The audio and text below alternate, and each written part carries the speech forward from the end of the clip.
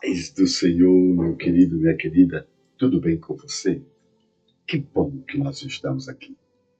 Que bom que nós estamos juntos. E estamos aqui nessa oportunidade para falar a respeito de um assunto que é fundamental para que a nossa fé ela seja vista, a nossa fidelidade possa ser notória. Amém? Eu quero falar sobre o dízimo.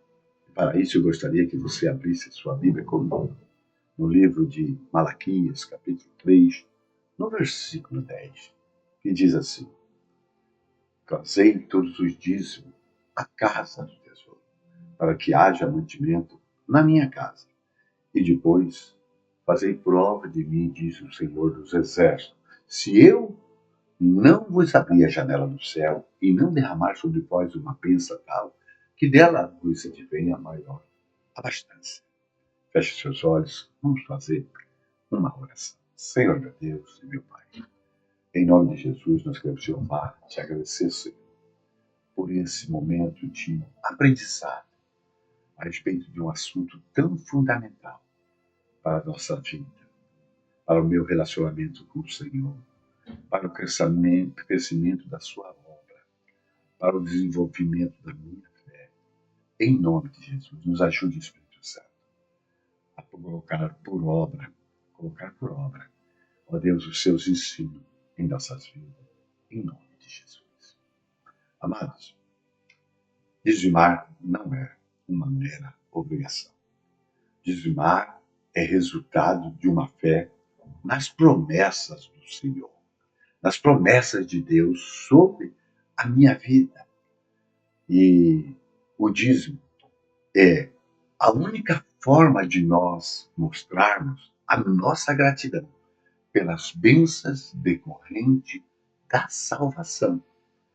Dizimar é se tornar participante com Deus na obra de evangelização no mundo. Dizimar é o privilégio de tirar 10% de toda a nossa renda pessoal e investir nos negócios de Deus aqui na terra. Queridos, a palavra dízimo quer dizer a 10ª parte. Assim sendo, quando devolvemos a Deus a 10ª parte de tudo aquilo que nós ganhamos, nós estamos dizimando. É importante nós entender que o dízimo deve ser uma atitude de entrega pessoal e essa entrega é por gratidão. Não basta tão somente a devolução do dízimo. É fundamental, é necessário também, antes de entregar esse dízimo, entregarmos a nossa vida no altar de Deus. Não devemos devolver o dízimo da mesma forma que nós pagamos uma mensalidade, uma prestação, pagamos a conta de luz ou a conta de água, ou qualquer prestação que nós possamos ter, com medo de cair no SPC, com medo da minha luz seja cortada, com medo que a minha água seja cortada, com medo que ponha juros e sobre tudo isso. Não.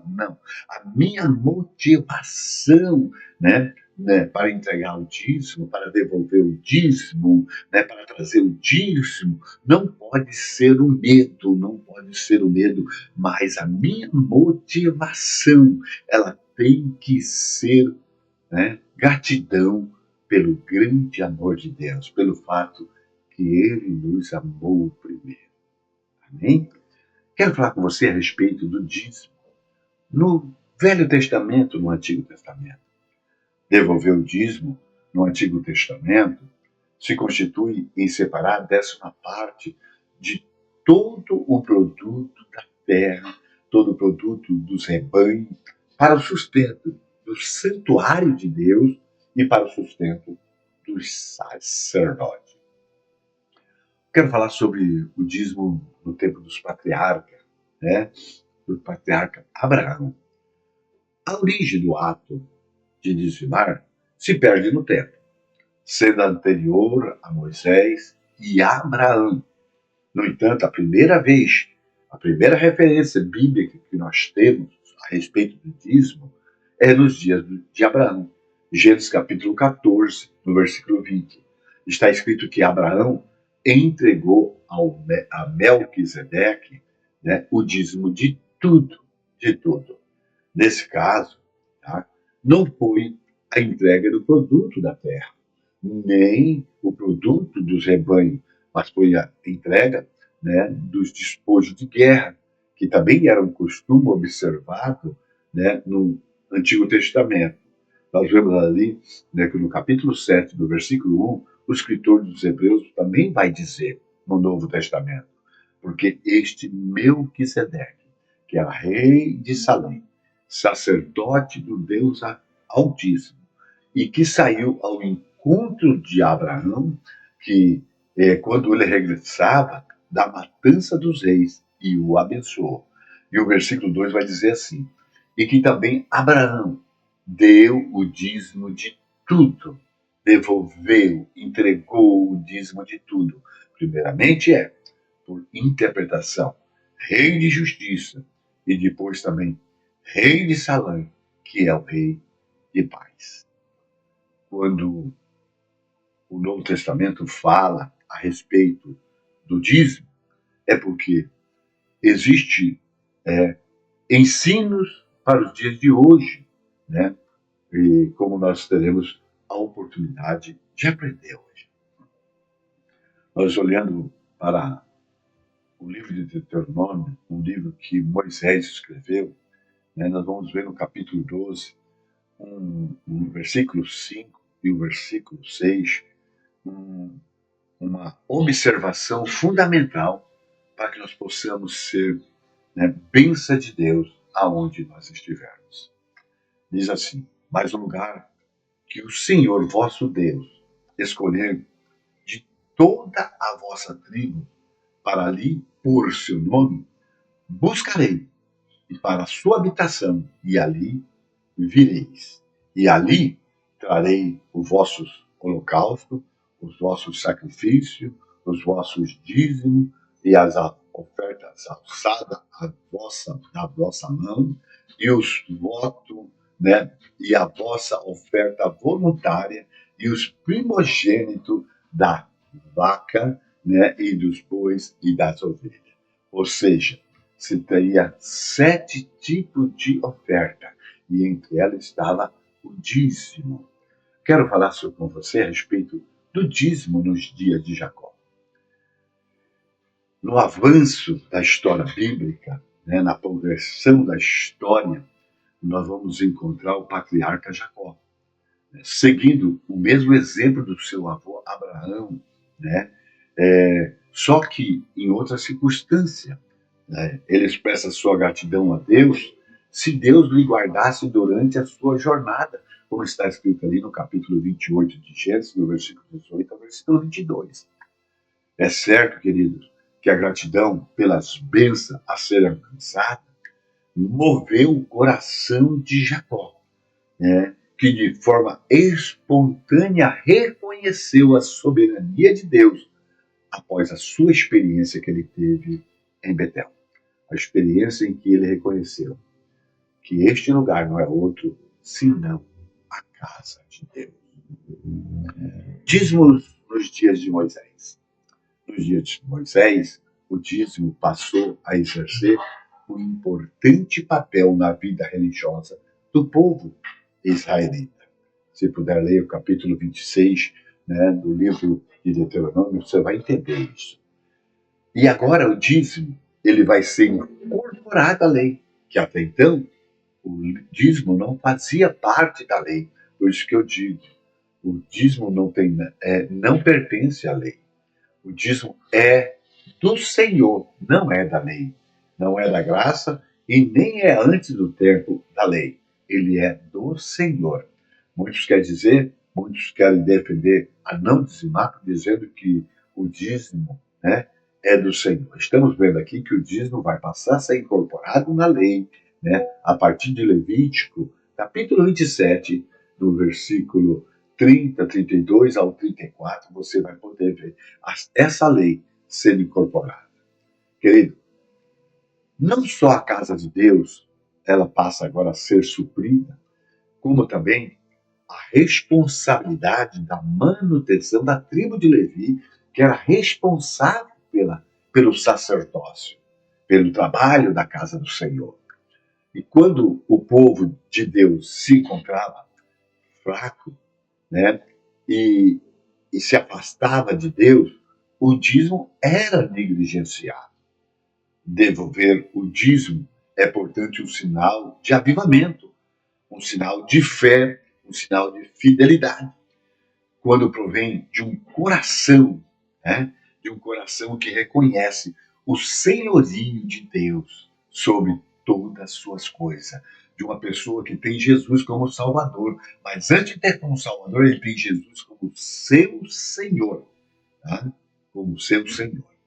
Por isso, querido, Malaquias, no capítulo 3, do capítulo 8, do versículo 8 ao versículo 12, ele vai ensinar a respeito da importância da prática de dizimar. E ele vai falar que o povo de Deus nesse tempo chegou ao ponto, né, de ser classificado pelo próprio Malaquias como ladrão, né? Como ladrão. Por quê?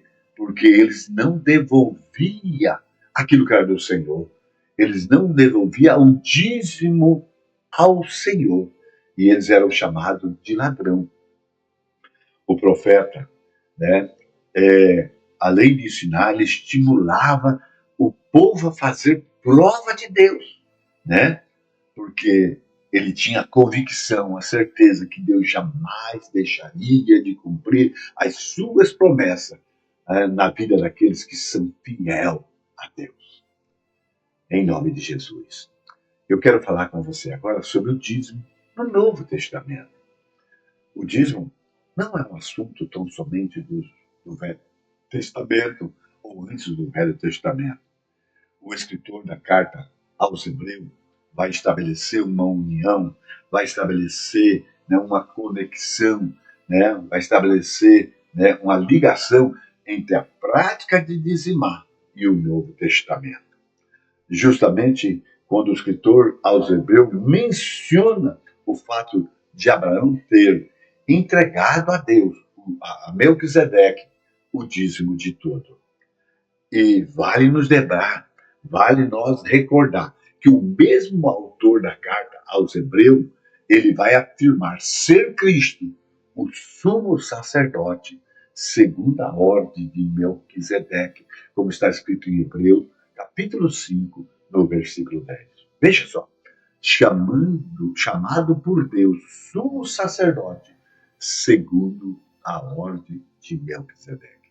Cristo, chamado por Deus, né, de sumo sacerdote, segundo a ordem de Melquisedeque. Ou seja, esse escritor, a carta aos Hebreus, está dizendo se a ordem de Melquisedeque é a mesma, né, no Velho Testamento, é a mesma no Novo, e se a ordem, né, é a mesma, os deveres e privilégio continuam também os mesmos, sem alteração nenhuma.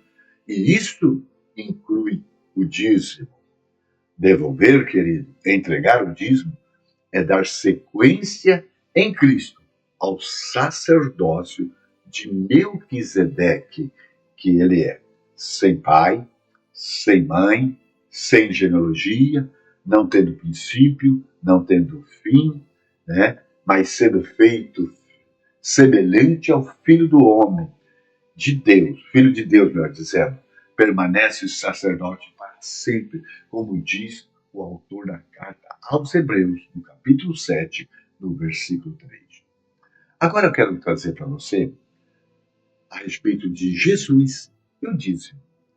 Bem, o próprio Cristo não passou, né, de largo sobre esse assunto, né? Não deixou de lado, né, a respeito do dízimo. Ele falou no capítulo 23 de Mateus, no versículo 23 e 24, né, nós vamos aí descobrir, né, entre outras coisas, que a prática do dízimo entre o povo contemporâneo de Jesus, ele tinha se tornado legalista, ostentatório e de falsa espiritualidade. Os religiosos, como os escribas, os fariseus, os saduceus, eles cumpriam, né? Eles cumpriam essa determinação, eles dizimavam para ser visto e honrado pelos homens, e não como fruto sincero de um coração agradecido. Eles queriam ser ovacionados, reconhecidos, tá? Não era, era de aparência que eles faziam, nada mais. O coração não estava nisso. Por isso Jesus vai chamar ele nesse capítulo como sepulcro caiado. Querido, todo capítulo 23 de Mateus vai enfatizar algo, tá? A arrogância da falsa religiosidade, onde a hipocrisia se reveste de justiça para se tornar a glória de corações iníquos, a glória de corações apodrecidos. Alguns podem até pensar à primeira vista que Jesus estivesse condenando o dízimo. Não, é totalmente ao contrário. Quando a gente faz uma leitura curada do capítulo 23, né, ele vai nos revelar que Jesus estava justamente reprovando a motivação errada de se entregar ao dízimo. Foi isto que Jesus deixou claro ao afirmar ali no capítulo 23. Pois dizimais da hortelã, do endro e do cominho, desprezai a mais importante da lei, que é o juízo, a misericórdia e a fé. Ou seja, uma coisa não pode existir sem outra. Não tem como entregar o dízimo, não exercer minha fé, minha misericórdia e o juízo, viver isso. É tanto que Jesus acrescentou: deveis, porém, fazer essas coisas, ou seja, viver o juízo, a misericórdia e a fé, e não omitir aquelas, ou seja, dizimar do hortelã, do endro e do cominho. Jesus estava defendendo a prática, mas uma prática de um coração grato ao Senhor. Tá? Não por aparência, não para ser estar evidente, mas para alegrar o coração de Deus. O que Jesus está fazendo aqui no capítulo 23 é reforçando o conceito de que o dízimo, né, antes de ser uma mera obrigação, né, para aparentar justiça, o dízimo é um ato de fé que produz obediência voluntária aos mandamentos da palavra de Deus. Dízimo e os apóstolos. Ainda que a palavra dízimo nós não vemos, né, nos ensinos do apóstolo Paulo, tá? Mas ele está implícito toda vez que ele admoesta, toda vez que ele nos chama atenção sobre a contribuição, como em 1 Coríntios capítulo 16, versículo 2. Duas coisas vão aparecer no texto. As contribuições eram feitas no primeiro dia da semana, e ela era feita proporcionalmente à prosperidade de cada um. Ou seja, e o dízimo é exatamente isso, é proporcional ao seu ganho. Se você ganha 10 mil por mês, o seu dízimo é 1.000. Né? Se você ganha 100 reais, né, por dia, o seu dízimo diário, né, é 10 reais. Tá? É proporcional ao seu ganho. Tá? Então, quando nós devolvemos 10%, né, o dízimo sempre é proporcional. Tá? Em outras palavras, quanto mais o crente prospera, mais ele contribui. Que maravilha! Por isso que eu quero que você seja próspero. Se você for próspero, a casa do Senhor também será próspera. Em nome de Jesus. O apóstolo Paulo também vai reiterar, né, o conceito de que a contribuição sistemática, né, além de proporcionar, deve ser oriunda de uma motivação correta. Ele vai afirmar, não por tristeza ou por necessidade, mas porque Deus ama aquele que dá com alegria. 2 Coríntios, capítulo 9, versículo 7. Tá? Querido, as bênçãos de Deus, né, que acompanham o dízimo. A bênção para a igreja. Se todo crente devolvesse o seu dízimo, não haveria necessidade na igreja local para estar fazendo campanhas, né, de levantar recursos financeiros para execução de tarefa, né? Não, não, não. Né? É um pequeno percentual, né, das pessoas que se dispõem a cumprir esse mandamento no seio da igreja. Quando eu estou dizendo isso, estou dizendo a igreja, né, universal, não a igreja local. Também há um percentual que não dizima na igreja local. Tá? Então, tá? E precisamos ter a visão correta do que significa o dízimo. Malaquias, né, ele afirmou que o dízimo é para que haja mantimento na casa do Senhor, né? Aplicando, né, o contexto de hoje, né, contextualizando essa palavra, né, é o meio que a igreja, o dízimo é o meio que a igreja tem aqui na terra para realizar a evangelização, enviar missionários, manter seus obreiros, cuidar da assistência social, construir templo para abrigar o povo e suprir o dia a dia da administração, né? Como, queridos, a igreja pode ser abençoada com o crescimento se lhe falta os recursos para adquirir folhetos, enviar obreiro, dar suporte a programas de evangelismo e ajudar, né, no cuidado aos carentes da igreja e da comunidade? Dízimo é para isso, não tem outra finalidade. Tá? Bênçãos oriundas do dízimo.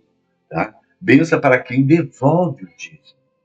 A promessa dada por Deus através dos lábios do profeta Malaquias impõe uma condição. Primeiro trazer, devolver, entregar o dízimo.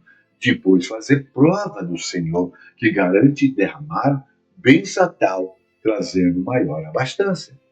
Porém, é preciso que fique bem claro isto, tá? Não anula a entrega não vai anular as aflições da vida, onde pode aparecer momento de sequidão na nossa vida, tá? Mesmo entregando dízimo. Agora, com certeza, tá? Garante vitória aos que, né, com fidelidade em tudo, atravessa essas horas mais difíceis, né, da vida, pois a palavra de Deus jamais cai por terra. Fazer prova aqui não é chantagear Deus, não é negociar com o Senhor, mas saber que Deus é recíproco para conosco, se cumprindo, né, é, a nossa parte. Se nós fizermos a nossa parte, Deus vai fazer a dele. Veja bem, o apóstolo João vai escrever no capítulo 15, no versículo 7 do livro de João, né, na epístola não, melhor dizendo, no Evangelho de João: se vós estiver de mim, disse ele, e as minhas palavras estiverem em ti, vai ser recíproco. Tudo o que pedir, tá, em oração, será feito. Veja, querido, algumas coisas que acontecem quando somos motivados pela visão correta. O crente dizima e se sente recompensado por fazer parte ativa da obra de Deus. O crente dizima e Deus vai socorrer em tempos trabalhosos. O crente dizima e se torna exemplo para os demais crentes. O crente dizima e Deus lhe é recíproco em proporção bem maiores, pois ele faz além daquilo que pensamos ou pedimos. O crente dizima e os recursos são mais abundantes para os projetos da igreja. O crente dizima, a obra de Deus é realizada com maior rapidez. Queridos, eu creio que você aprendeu que o ato de dizimar é uma doutrina fundamentada em toda a Bíblia, não sendo uma imposição humana. Não, não, não. O dízimo é do Senhor. Nós vimos aqui nesse vídeo, né, que o dízimo é um ato de fé, onde não há lugar para legalismo ou falsa religiosidade. Vemos ainda que o dízimo é fruto de gratidão pelas bênçãos do Altíssimo, que resulta na obediência voluntária ao mandamento da palavra de Deus. Finalmente, querido, né, podemos receber, ou podemos perceber, melhor dizendo, tá? Que devolver o dízimo nos conduz, né? Pelo menos a duas coisas: a termos mantimento na casa do Senhor e maior abastança nas nossas vidas pessoais. Diante de tudo que se ouviu aqui, cabe nos avaliarmos, examinarmos como novo crente, que existe segurança em seguir as orientações bíblicas, tá? Devemos colocar em prática os ensinamentos recebidos. Se você ainda não tem experiência em devolver o dízimo, começa a fazer já este mês, por favor. Não olhe para o tamanho do seu salário, mas para a grandeza de Deus que você está servindo com as suas contribuições. Lembra, querido, que é apenas 10% da sua renda bruta, né? Uma quantia certamente menor, né? Que você gasta com coisas vãs. Se você está devolvendo o dízimo com uma motivação errada, mude o rumo da sua motivação. Agora faça por amor à obra de Deus.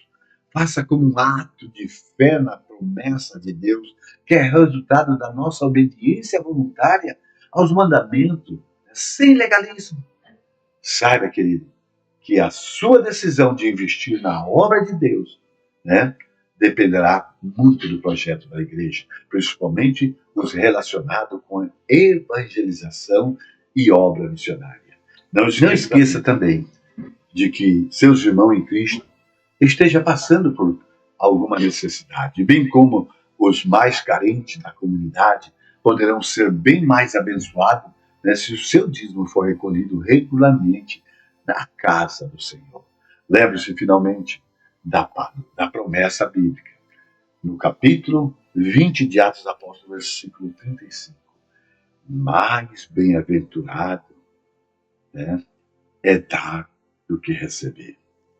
Mais bem-aventurado é dar do que receber. Em nome de Jesus, que Deus possa fazer com que nós praticamos esta sua palavra, em nome de Jesus. Soberano e amado Pai, em nome de Jesus, te louvamos, agradecemos o Senhor pela sua bondade e grandeza, em nome de Jesus. Que teu Espírito nos convença, Senhor, a Deus, a devolver aquilo que é do Senhor, em nome de Jesus. Amém. Amém. Graças a Deus.